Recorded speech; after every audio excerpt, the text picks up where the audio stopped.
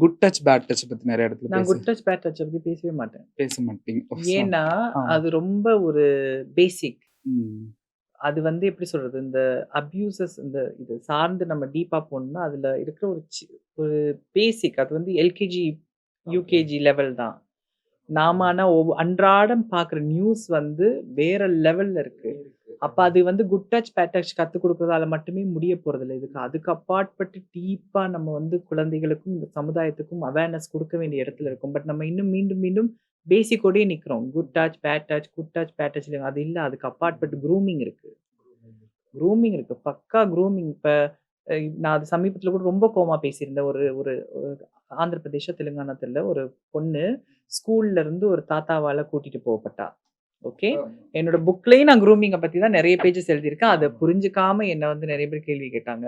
So அந்த பொண்ணு basically groom பண்ணப்பட்டிருக்கா. அவ வந்து ஒரு சின்ன பொண்ணு. அவ விருப்பத்தோடயே அங்க போயிருந்தாலுமே, ஒரு சின்ன பொண்ணுக்கு செக்சுவல் விஷயத்துல விருப்பம், வெறுப்பு இருக்கிறதுக்கு அவசியமே இல்ல. ஒரு மேஜரா இருக்க ஒரு நபர் வந்து அவள வந்து கூட்டிட்டு போயிருக்காரு. அவர் மேல தான் குற்றம்.